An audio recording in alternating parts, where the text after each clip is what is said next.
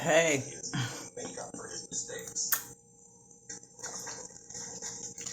I'm sorry. First time I ate all day. Well, I just got that family meeting. Yeah, I'll be having to digress for a minute before I go into another one. It's crazy.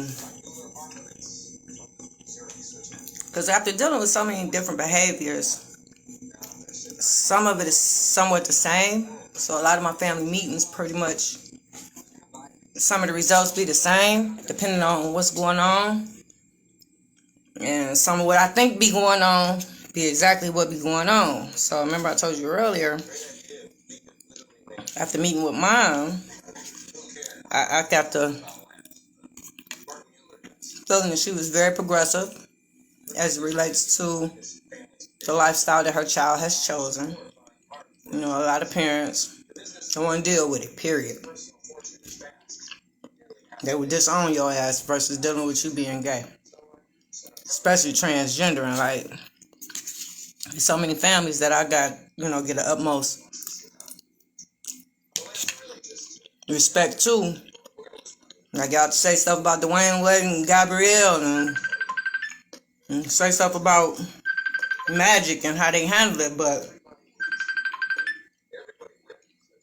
dang, bump, I'm gonna have to call you back, man. So it's just a lot to deal with. Like, think about that. Can you deal with your son came to you and told you today that he don't want to be no boy no more? Sure. That he want to be a girl. That he felt like a girl. And he want to dress like one. And this is who he feel inside. I know. And then as the parent, hey Bernice, you feel some kind of way as a parent. Some parents feel like they maybe let them down in some kind of way, or because daddy wasn't there, or I don't think it's no real reason other than this is who they are. I don't know, baby, but I know that if your child came to you, at some point you have to accept this lifestyle. I know, we old school. I know a lot of us don't believe in it. A lot of us don't want to accept it, but at some point, you got to have a conversation with your child about same-sex relationships. And if your child is gay, possibly transgender, at some point you got to come to terms with that. Hey, Isaiah. So I'm going to have to call Mom because I kind of got on Mom a little bit because it came out. That's why I prefer to have the whole family in the meeting. Like, when I ask for both parents to participate, I got to hear both sides of the story. You know, I'm not a fan of just hearing one side of a story because there's always, two sides in the truth? Something about that? Something along those lines. So, listen to the initial meeting with Mom. Yeah, she is progressive. And it did sound like she was 100% on board and supportive of this decision. But when you get in that family meeting and you get to hear the child side of the story, because see, I give them an opportunity to speak as well. Yeah, don't think just because you bring them to my program, you the parent, that I'm automatically take your side and I'm automatically say you right. Because like I tell my parents all the time, sometimes it don't be the children that need the attitude adjustment. Sometimes it's the parents. And unfortunately, well, I ain't gonna say unfortunately, but I'm gonna call it out in the meeting. So, she was progressive and she was supportive, but it was only to a point, and it was under her conditions. That's not fair. If you're gonna accept this child for who they are, you have to accept this child for who they are. You can't put conditions on it. Yeah, you can wear drag, but you can't wear it here. And you can't wear it. You can wear a dress, but you can't wear it here. So, at some point, you putting this baby in like a prison. Because at the end of the day, you say you're supportive and you're okay with it, but you really not. You're really not accepting and you're really not supportive, So in the family meeting,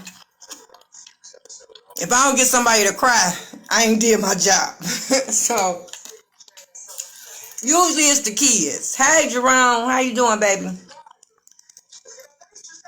Hey Heather, how you doing, baby? Yeah, so you can't do that.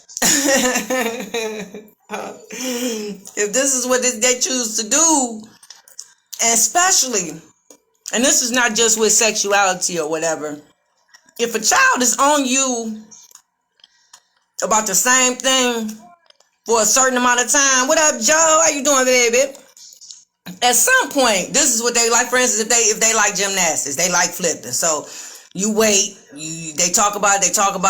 Okay, you wait. After about a year, and they still talking about it. They want to do it. They're going to invest the money. I know you don't want to put your money in, and then they change their mind like kids do. I get it. But after about a year, if they talking about the same thing, baby, this is what they want to do. Go on and encourage it and invest your money. So he been talking about this ever since about 5 years now, since he came out. At some point, he ain't gonna change his mind about this. I don't know too many little boys that play like that. You know what I'm saying? I be trying to explain to the parents, it ain't the same time you started thinking about little girls, they was having them same thoughts at whatever age that was. It could be 9, 10, 11, 12. Somewhere around that age where you start thinking about you liking somebody or you got feelings and y'all playing hide and go get it, girl, and y'all doing hey, whatever y'all do as kids.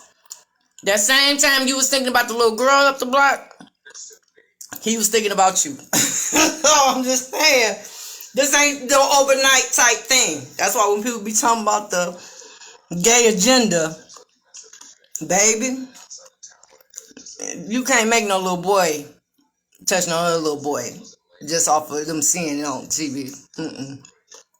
It's a certain feeling that I think they're going to have to where it's either going to make them uncomfortable or they're going to like it.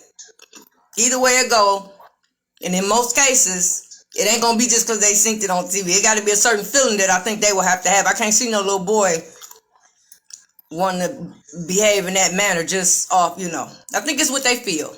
And he really feels that, and he identifies himself as a young lady. And in the meeting, I had to respect that. And I had to address him as such. This is my first time dealing with a transgender child. But they're just like any other child, And like I said, the issues that I thought was the reason him acting out actually were the reasons. When he wasn't supported. He's alienated from the family. Don't nobody want to deal with it. Don't nobody want to believe it. Don't nobody want to accept it. Family saying mean things. The F word and just, derogatory things about gays in the presence of this child. Like, think about that for a minute. If somebody was doing that to you, how would you feel? You would probably be mad all the time. You probably want to fight all the time, too. You would probably cuss everybody out, too. You would probably be disrespectful, too. You telling them, yeah, you accept it, and yeah, they can do it, but they can't. You understand what I'm saying? It's like a, because you're not comfortable. Yeah, so as a parent, I had to let her know. You need to get comfortable. You had 5 years to get comfortable with this child's decision. I'm sorry. At this point, it's not your time schedule. Because it was on when he came out. When he found enough nerve to come out, that was the time to get comfortable. Period. I know it's a lot. I be talking to my parents. I be trying to make it seem like it's easy. It's not. It's hard to accept. I don't know. It would be hard to accept. Eventually, I would. But ain't no telling how long it would take me to do it. You know what I'm saying? Because I'm not in that position. So it's hard for me to speak on someone else's behalf or how they should handle it or the time frame. I'm here as a mediator. And I'm here to let you know you have to get ready. And you have to get comfortable. And you have to do it now for the sake of this child. That's if you want to stop the behavior. I know. It was a lot. It was 2 hours long.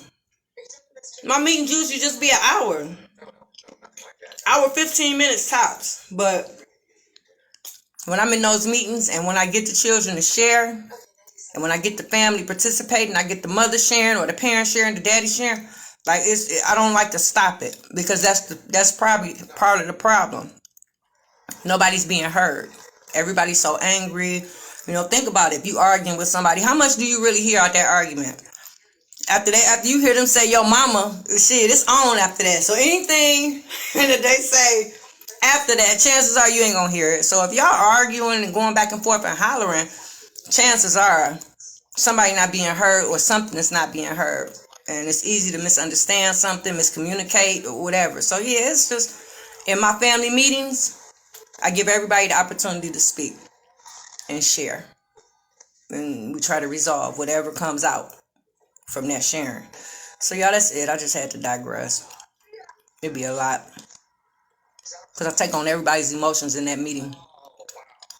But I love what I do. We got a few openings if you have a child that's with behavior issues.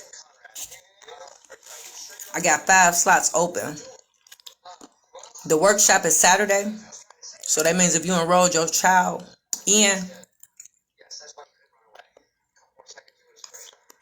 you will have to meet with me today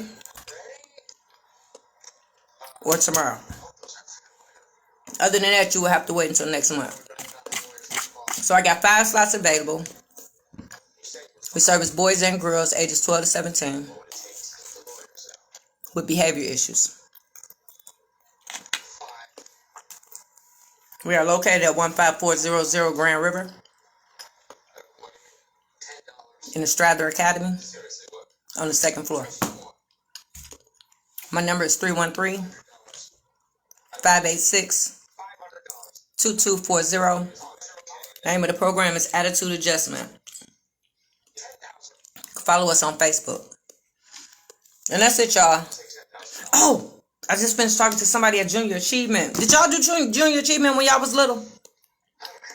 I did. Well, now they have a program, I want to say downtown somewhere, where it's like a simulation, and it teaches you about finances, how to manage your money. So I got a meeting with them next Friday because I want to incorporate that with the program. I feel like that'll be something beneficial for not only the children, but the parents as well. And that'll be an activity that y'all can do together. So definitely we'll let y'all know the update on that when I meet with them next week. So that's a big thing. I already told y'all the other day I'm trying to incorporate the camp because I feel like every child that grows up in the inner city, they need to experience that.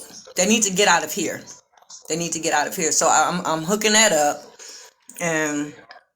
And that's it. And if you want to be a part of the program, you want to help me out, if you are a returning citizen and you would like to share your story and you think that it would help a little child, call that same number, 313-586-2240. And if you're just a career professional and you would like to come and talk to the kids about what you do for a living, because that's one thing I would like to do. I don't want them to just talk to the returning citizens. I want them to talk to people, professional people, just in case they would like to do something in that field. You might be able to inspire them in doing so. So if you just want to come and talk about your day, it's like career day, call that same number, 313-586-2240. And that's it, y'all. I'm out.